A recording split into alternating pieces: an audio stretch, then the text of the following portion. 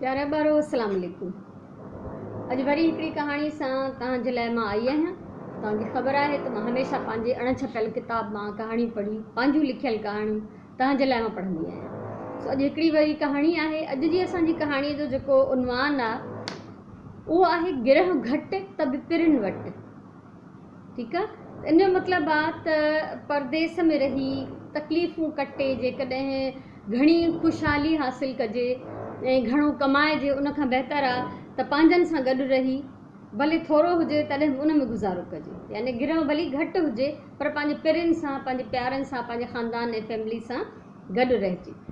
हाणे हिकिड़ो शख़्स हो असलम नाले, उहो हिकिड़े ॻोठ में रहंदो हो। उनजा 2-3 ॿार बि हुया, घरवारी बि हुई। उहो वीचारो ॾाढी महिनत मज़दूरी कंदो हो पर पोइ बि हुननि जो गुज़ारो न थींदो हो। हिकिड़े ॾींहुं हुनखे ख़्यालु आयो त ॿार बि पढ़नि था, नेठि वॾा थींदा त इन्हनि जा ख़र्च बि वधंदा ऐं न मुंहिंजो घर बि कुझु सही न आहे, उनखे बि ठीकु करायां, मूंखे पैसा बि इलाही सारा खपनि। सो हुन छा कयो, जो दिलि में हिन इहो हिकिड़ो मंसूबो ठाहियो त मां शहर वञी कमायां थो ऐं पोइ उतां मां जेतिरो पैसो कमाईंदमि उन सां मुंहिंजे घर में ख़ुशहाली बि ईंदी ऐं असांजा मसइला बि हल थी वेंदा। त हिन पंहिंजी ज़ाल सां इहो ज़िक्र कयो। उनजी ज़ाल खे इहा ॻाल्हि पसंदि न आई। उन जा बि के सबबु हुया, उनखे कोई ज़हन में अहिड़ा ख़्याल आया माईअ खे जो हुनखे इहा ॻाल्हि न वणी। पर हाणे उहो पंहिंजे मुड़ुस सां बहस न पई करे सघे, ज़िद न पई करे सघे, सो ख़ामोश थी वई। ऐं पोइ उहो असलम जेको हुयो नेठि हिकिड़े ॾींहुं तयारु थी ॻोठां घरवारनि खां सभिनी खां दोस्तनि खां मोकिलाए शहर हलियो वियो। शहर में उनजो हिकिड़ो वाक़ुफ़कार माण्हू रहंदो हो, कोई ॼाण सुञाण वारो माण्हू रहंदो हो। हे वञी उनजे घर में रहियो। कुझु ॾींहं त उनखे को कमु न मिलियो, नओं माण्हू हो, जेसिताईं वञी माहौल सम्झे, जेसिताईं ॼाण सुञाण हासिलु करे, नेठि हिनखे हिकिड़ो कमु मिली वियो। हिन मज़दूरी करणु शुरू कई, मज़दूरी बि सुठी पई मिलेसि। त जंहिं माण्हू सां हे रहे पियो उन माण्हू हुनखे चयो त यार ॾिस, हाणे मां पाण ग़रीब आहियां, मुंहिंजा बि नंढा नंढा बच्चा आहिनि, मुंहिंजो वॾो ख़ानदान आहे, तूं हाणे कमाए थो, ख़ुशहाल थी वियो आहे, त बहितर आहे त तूं ॿिए कंहिं हंधि वञी पंहिंजे रहण जो बंदोबस्तु कर। असलम चुप थी वियो। इहा ॻाल्हि ॿुधी ज़ाहिर आहे हाणे ज़ोरीअ त पराए घर में न पियो रही सघे न। सो हुन छा कयो, जो पंहिंजे लाइ हिकिड़ो किराए जो कमिरो हथु कयईं ऐं उन में जेको आहे पंहिंजा सामान खणी, जेके 2-4 कपिड़ा शयूं हुयसि, उते वञी वेठो। हाणे जॾहिं किराए जे कमिरे में वञी वेठो त हुनखे उन पंहिंजे कमाईअ मां मज़दूरी जेका हुनखे मिले पई उन मां किरायो बि ॾियणो पियसि, मसवाड़ जेका हूंदी आहे घरनि जी। ऐं उनखां अलावा जॾहिं ई पंहिंजे कम ते वेंदो हो त हिनखे बसियुनि जो भाड़ो भरिणो पवंदो हो, कंहिं बि सवारी में चढ़ंदो उनजो भाड़ो भरिणो पवंदो हो, ऐं खाधो पीतो ऐं लटा कपिड़ा धोइण उहो पाण घणी महिनत कंदो हो। पर उनजे बावजूदि हुन वटि एतिरी बचति न पई थी सघे जो जंहिंसां हुनजी ज़िंदगीअ में ख़ुशहाली अचे, छो त हू पाण अकेलो बि रहे पियो, तॾहिं बि हुनजा कुझु ख़र्च हुया। सो हिनखे इहो परेशानी वठी वई त हाणे इहो जंहिं मक़सद लाइ आहियां उहो त पूरो कोन थो थिए। बहरहाल हिन वटि जेका बि थोरी घणी बचति थी, महिनत कंदो रहियो, 2 पैसा पाण खे तकलीफ़ ॾेई बि बचाईंदो रहियो। ऐं होॾां ॻोठ में पोयां छा थियो, हुनजी ज़ाल वीचारी इंतज़ारु कंदी रही, इलाही महीना गुज़री विया हुआ। त हूअ सोचे पई त असलम पैसा मोकिले त घर में कुझु सौदो सामान वठां।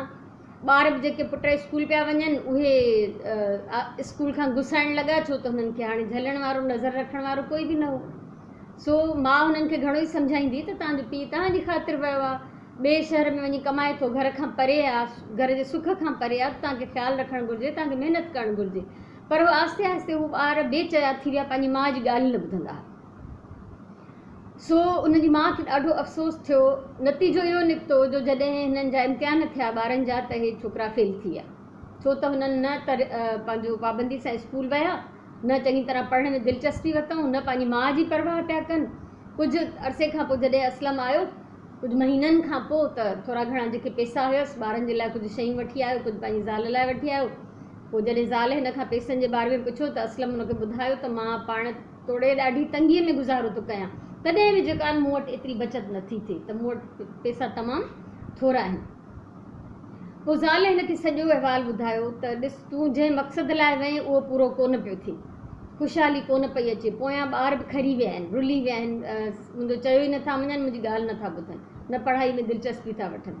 इन खां इहो बहितर न आहे त तूं हिते रहीं, त घटि में घटि अगरि ॿियो कुझु न आहे त पंहिंजे ॿारनि जी तरबियत त सुठे नमूने सां करे सघंदे न। त हुनखे बि ॻाल्हि सम्झ में आई, हो बि हुनजी बि दिलि ख़राबु थी वई त वाक़ई मुंहिंजा ॿार पोयां रुली खरी विया, जिन जे लाइ मां पैसा कमाइण वियुमि उहे त कंहिं हाल में ई न रहिया। त उन करे बहितरु आहे त मां हिते ई रहां। पोइ असलम जेको आहे पंहिंजो इरादो बदिलाए पंहिंजे घर में ई रहियो ऐं वापसि उते ई चयईं त अॻे खां वधीक महिनत कंदमि ऐं पंहिंजे ॿारनि सां ऐं पंहिंजी फैमिलीअ सां गॾु रहंदमि त जीअं मां उन्हनि जे लाइ जेको आहे तरबियत जो ऐं तालीम जो सुठो बंदोबस्तु करे सघां।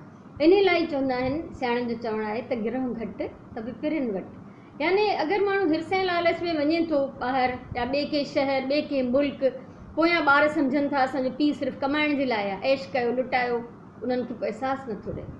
त इन जे लाइ बहितरु आहे त या त माण्हू पंहिंजा ॿार बचा सभु वठी वञे या न त पोइ पंहिंजे ॿारनि बचनि सां थोरे में गुज़ारो करणु सिखिजे, हिन में को हर्ज न आहे।